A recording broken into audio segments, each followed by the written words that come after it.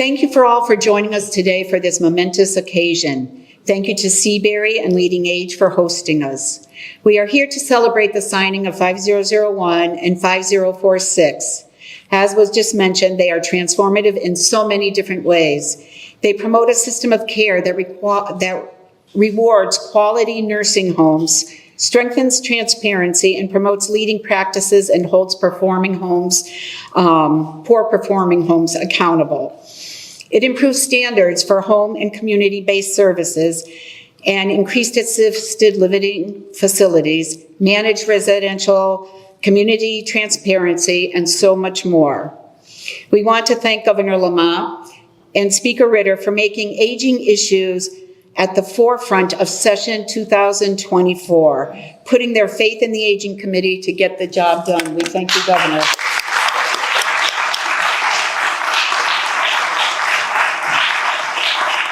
My co-chair, Senator Hockadell, could not be here today, but I speak for both of us when I say we have an amazing team. As Vesta Kelly said, snowflakes are one of nature's most fragile things, but just look at what they can do when they stick together. Our motto has been, together we can, Jans and I's, and yes, we did it. It takes a strong team to get bills across the finish line. Thank you to members of the Aging Committee for your dedication and time and commitment, and a special shout out to our vice chairs, Rep. Mary Fortier, Senator Pat Billy Miller, ranking members Mitch Belinsky, Rep. Mitch Belinsky, and Senator Lisa Seminara. We also have Rep. Foncello here and Rep. Hughes, and did I miss anyone? And Mary's over there. And Rep. Dominique Johnson, who served as a caucus chair, which means she was the liaison between our Aging Committee and the Speaker, and helped us so much. Dominique, give a wave. I also want to thank, because maybe some people don't realize what it takes, I want to thank my CEC, Kess O'Halloran, and just raise your hand when I do.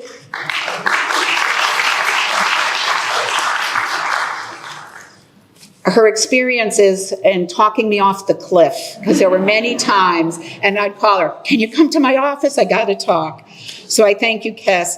Will Cromwell, did Will make it? He was coming. He's our policy person, and I just admire him for his dedication and can-do attitude. He makes it happen.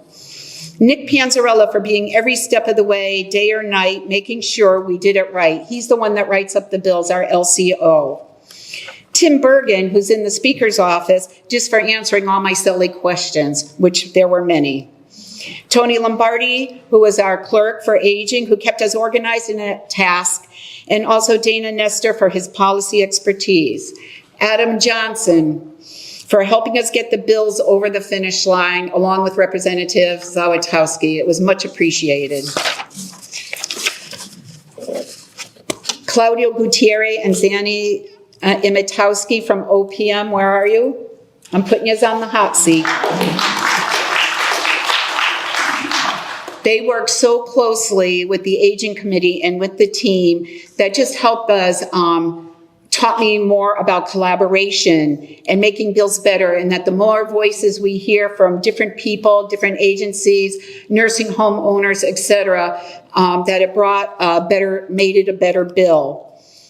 Amy Porter from Aging and Disability. Where are you, Amy? She's over here. And Mairead Painter, our ombudsman. We work very closely with them. And I love them as our other state agencies. They only care about making life better for our seniors. That's what their job is, and that's what they do. Our state agencies, DPS, DSS, ADS, DCP, and even though it's not a state agency, CWCSEO, which is women, children, et cetera, et cetera, et cetera. Sorry.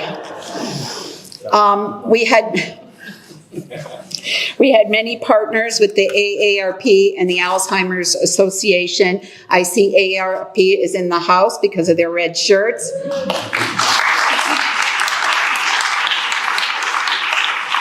And let me just tell a quick story off my script, but the last day of session was a Wednesday, and I heard at 7:30 in the morning that the Senate may not call 5046.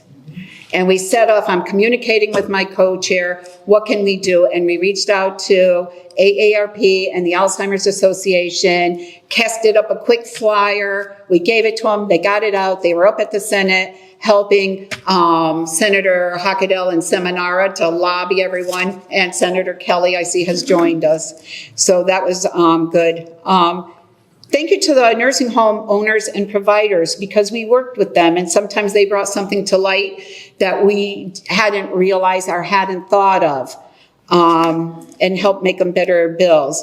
Thank you to Representative Jason Rojas, Representative Cook, Representative Farrar, Senator Austin, and Representative Tony Walker, and former Representative Kathy Abercrombie, because those were my go-to people and my mentors when I got into a thing, and they would calm me down, right, Michelle?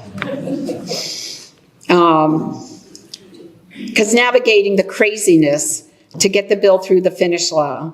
Most of all, Jan and I wanted to thank all the seniors, that's all of you, and their families for being strong, for coming out and testifying and telling your stories and sharing your voices. The stories were not always easy to hear, and many times were not, or visiting a nursing home, etc. It just wasn't easy, and it was a tough road, but they kept us motivated. You out there, you kept us motivated. Together, we will eradicate ageism. It is a thing. We have to do our own with ages. And that is one of the things that the area agencies on aging, and Maureen is going to help us to do, is to put out information on aging and build respect and support for our aging population. Thank you.